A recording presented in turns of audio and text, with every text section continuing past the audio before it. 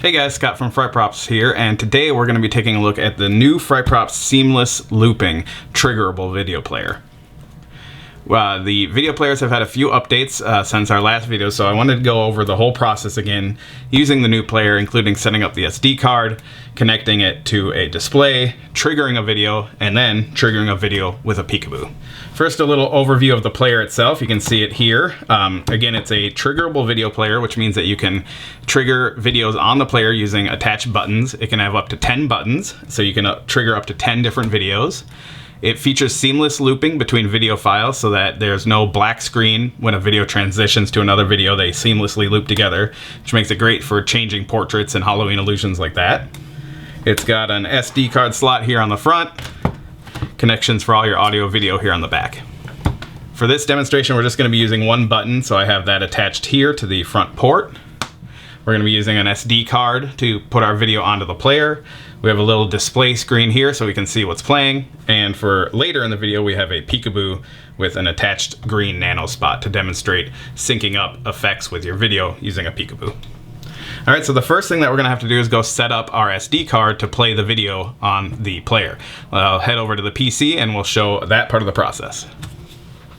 Okay, so we are over here on our PC and we can go ahead and get our video files set up on our SD card for our video player. First thing we're going to do is just go ahead and insert the SD card into our SD card reader. And on this PC, it's just going to automatically open it. If it doesn't, you can go ahead and go down to this little folder here on PC. Now, again, we do recommend doing this on PC. Macs tend to create some invisible folders on the SD cards that can be a problem for the video player. We've had issues in the past, so we recommend using a PC and only a PC when working with these players. So if your video card doesn't open automatically, you can go down to this little folder here and click that. That'll bring up your File Explorer. Then you can go to your this PC right here, and it will list all your drives and devices here. And our current device is the removable disk G. So we want to go ahead and double click to open that. You can see it's empty right now. Now this is where we're going to put the files that we want the video player to play.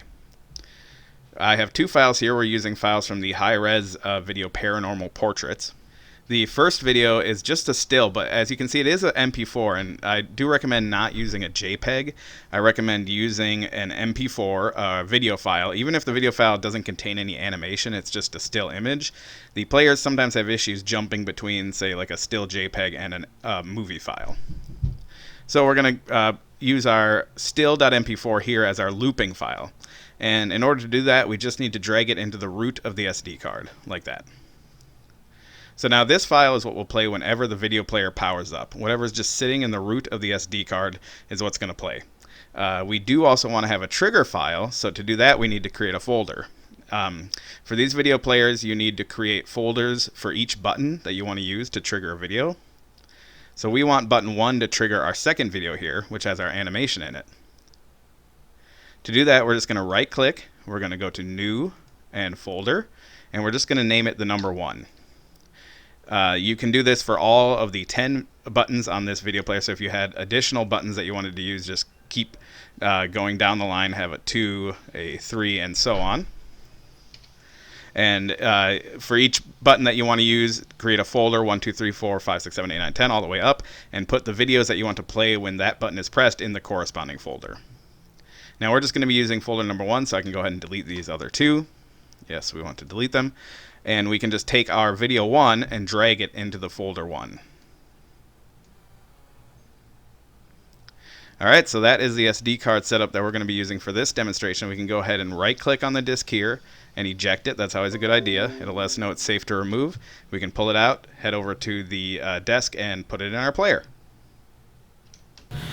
Okay, so now that we have our SD card set up with all the files in the correct folders and correct locations, we can go ahead and put it into the video player. Video player is already powered on and it's connected via an HDMI cable to our display screen. Go ahead and insert that and it'll start playing our looping video. You'll remember from earlier that our looping video is actually just a still frame because we wanted to create a portrait illusion for this demonstration. Now, when we hit the button that's plugged into the number 1 trigger port of the video player, it's going to trigger that video that we put into folder 1 on our SD card.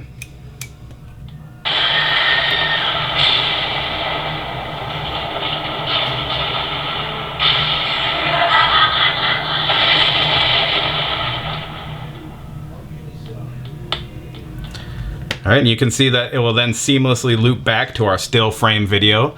That's one of the big advantages of this player. And of course, the biggest advantage is that you have up to 10 easy trigger buttons that you can connect to the player, so that you could have different triggers do different effects when pressed, or you could replace these with step pads, or use a Peekaboo or other controller to interface and have different videos play at different times. So let's say you wanted to trigger an effect in sync with your video. Well, the easiest way to do that is to use a controller like this Peekaboo. You can see here that we've connected a green nano spot to output 2 of our Peekaboo. We're going to be connecting the trigger button from the video player to output 1, so that when the Peekaboo is triggered, it's going to in turn trigger the video and our light, and so everything will sync up in a cool way. Now, to wire the button to the Peekaboo, what we're going to do is actually cut the button off these 2 wires. We're just going to use our wire strippers here to do that. We can go ahead and set the button aside. Now we're presented with the 2 wires that were attached to the button. We're just going to strip a little bit off the end of each of those.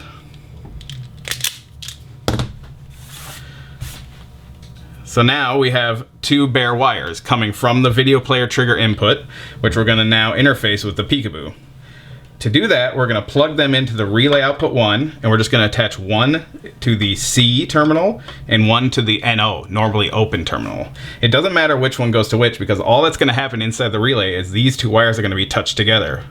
You'll see if we do that now, it triggers our video. The Peekaboo is just going to take over doing that for us. So let's go ahead and wire that up now. Now, this concept is the same for any relay, but you want to make sure that you're not using a relay or a solid state output that sends voltage into the player. These trigger inputs cannot accept voltage, so you want to make sure that it's just a dry contact relay or anything else that's just touching those 2 wires together. Nothing that's going to send a voltage into the player that'll damage the player. All right, so we now have our button wired into input 1 of the Peekaboo. We have our light on input 2, and we can program a sequence. To program a Peekaboo, if you've never done it before, all you do is hit record on the Peekaboo, and then in real time, press your output buttons. So we're going to hit record, we're going to press button 1 to start our video, and then we'll tap number 2 to sync up our light with the video to create an integrated effect. Okay, so we will hit record. Number 1 will start our video. Number 2 will flash our light. We can program any sequence we want just by pressing the button.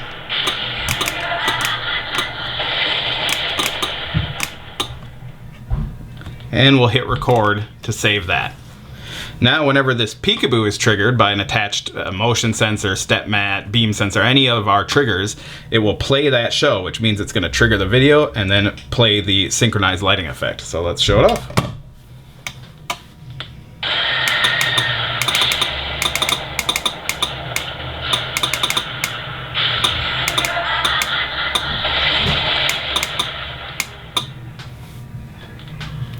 Now again, this doesn't have to be a light. This could be anything. It could be a pneumatic, it could be a fog machine, and of course different controllers allow more options. So you could have a controller with more outputs, so you could have multiple lighting effects, multiple pneumatics. That's how a lot of people do those door illusions where somebody's trying to like chop their way through a door. They have pneumatics pushing axe-shaped wedges into a stretchy material that looks like a door cover.